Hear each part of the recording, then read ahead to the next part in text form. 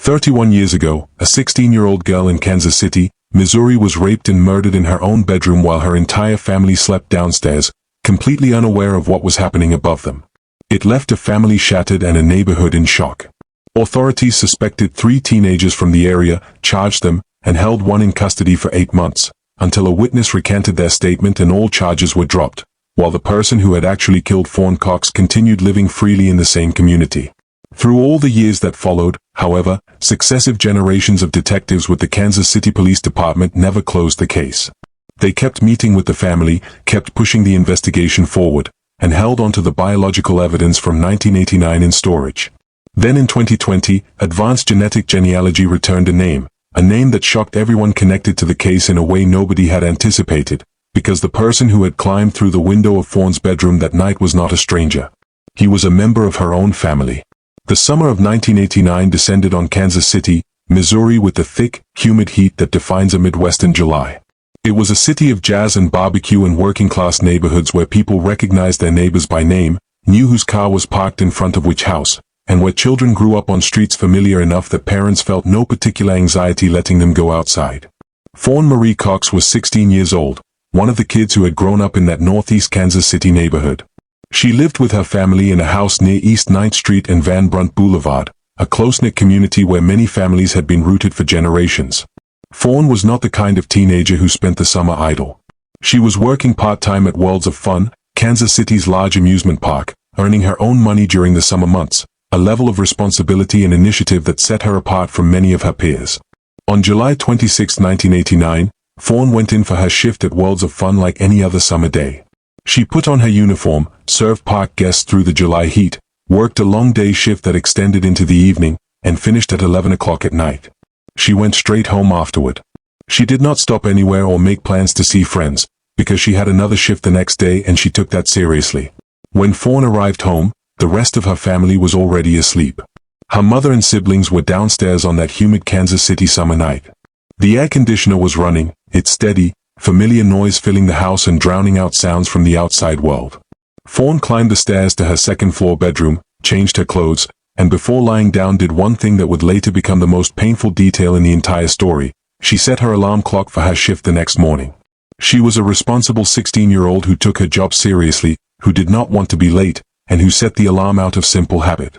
That was the last thing Fawn Marie Cox ever did in her life. On the morning of July 27, 1989, the alarm clock Fawn had set in her second-floor bedroom went off, and kept going. It was not turned off. There was no sound from Fawn, no footsteps on the stairs. The alarm continued sounding in the upstairs bedroom while the people downstairs began to understand that something was wrong. Her mother and her sister Felicia went up to wake her. Felicia Cox later described that moment, going to shake her, calling her name, telling her to wake up, and finding that she had been gone for a long time. Fawn Cox was found lying on her bed in her second-floor bedroom. She had been sexually assaulted, beaten, and strangled to death while her family slept below, hearing nothing. Kansas City police were called, and investigators began assembling what had happened from the evidence at the scene. The first and most significant finding was how the killer had entered. He had climbed up to and broken through the second-floor bedroom window, not the front door, not a ground-floor window, not any other point of entry, but specifically the window leading into Fawn's bedroom. Reaching a second-floor window in the middle of the night without making enough noise to wake the people sleeping directly below was not something a person did randomly or by chance. The reason the family had heard nothing was the air conditioner running through the night, its constant hum filling the house and masking every sound from above. CSI investigator Dworkin collected biological evidence from Fawn's body and preserved it in storage.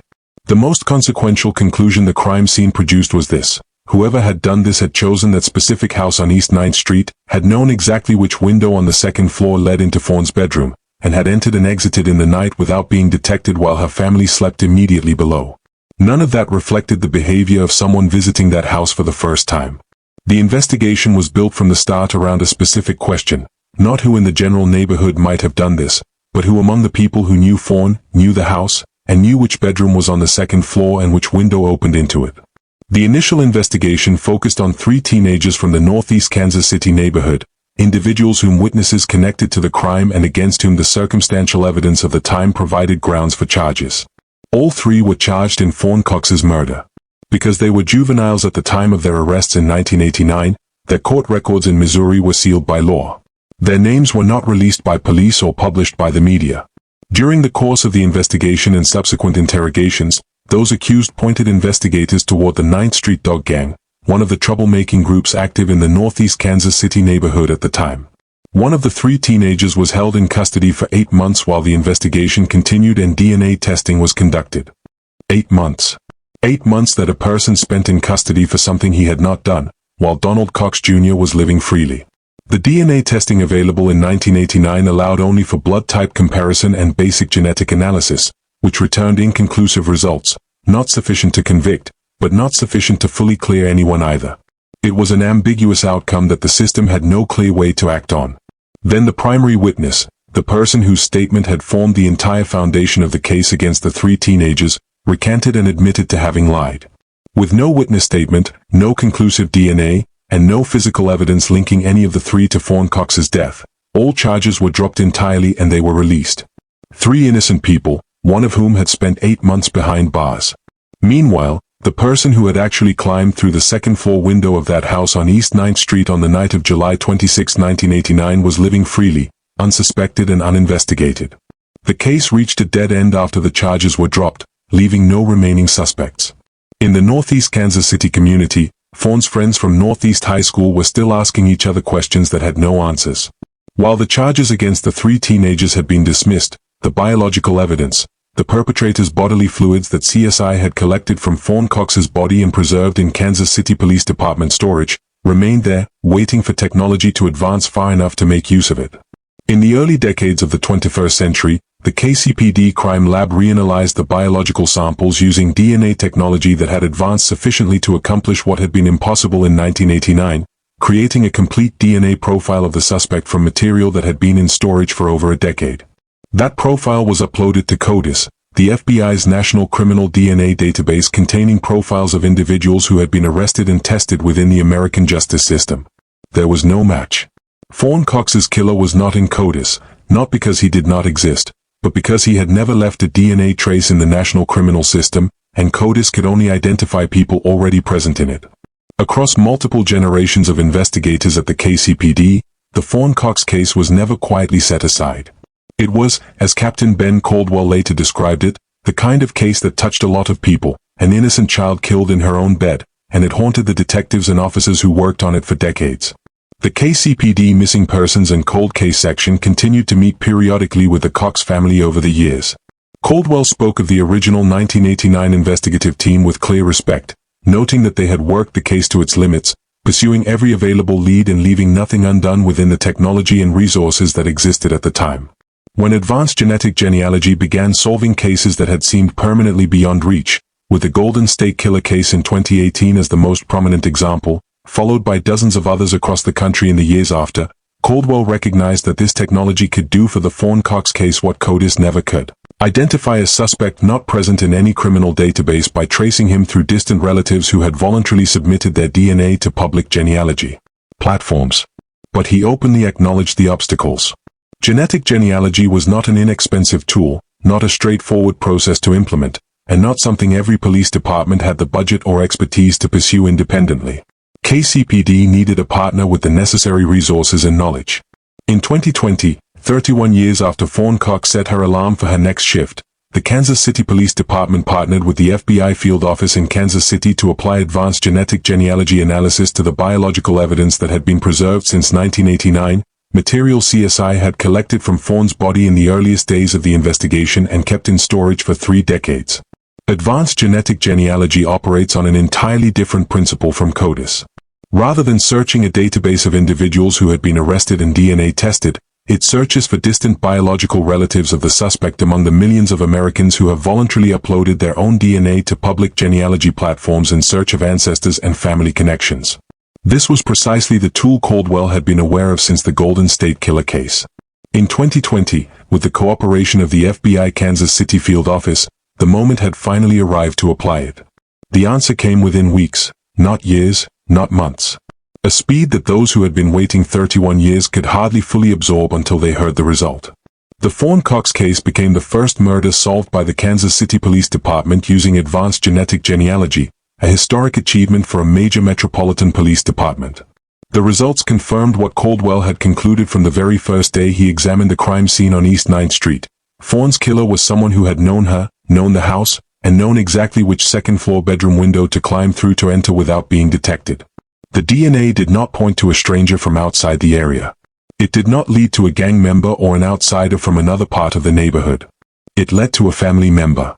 Donald Cox Jr., Fawn's cousin, who had been 21 years old in the summer of 1989 when Fawn was 16, was someone the Cox family called a relative.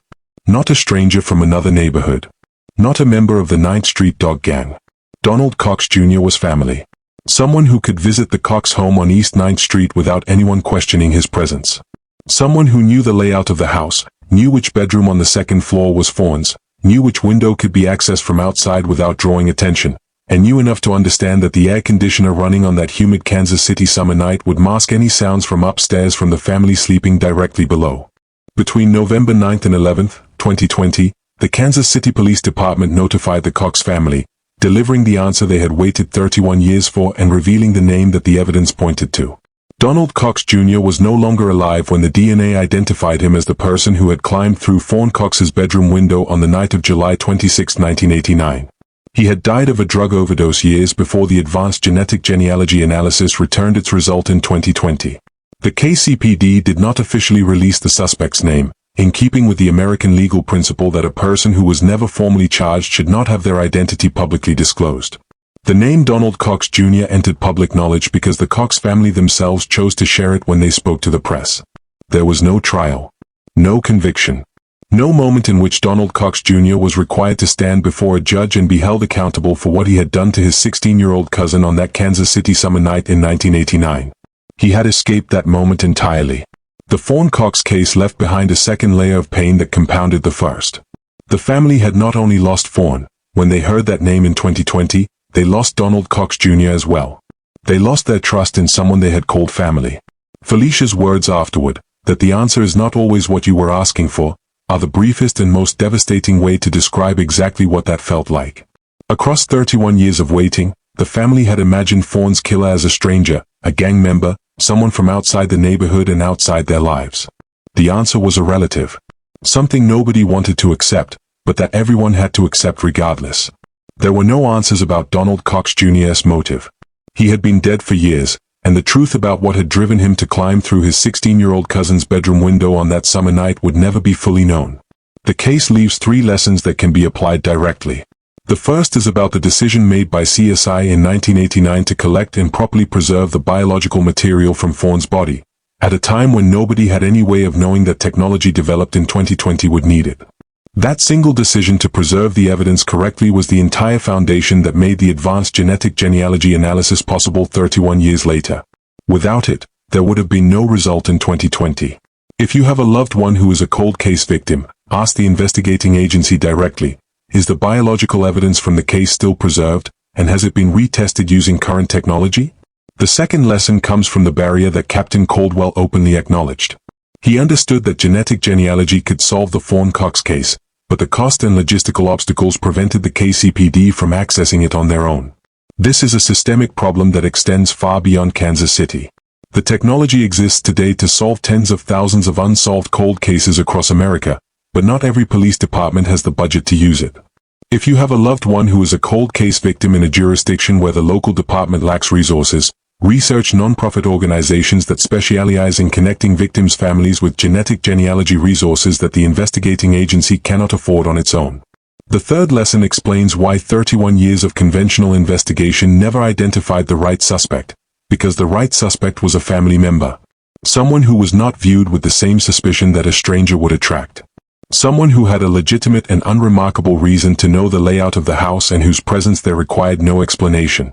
When the crime scene evidence showed that the killer had known the house well, that was not merely a technical observation about how he had gained entry. It was the single most revealing piece of information about who he was. And that is precisely why genetic genealogy, rather than any traditional investigative method, was the only tool capable of finding him. If you have watched this far, leave a comment and let us know where you are watching from, and subscribe so you do not miss the cases still to come.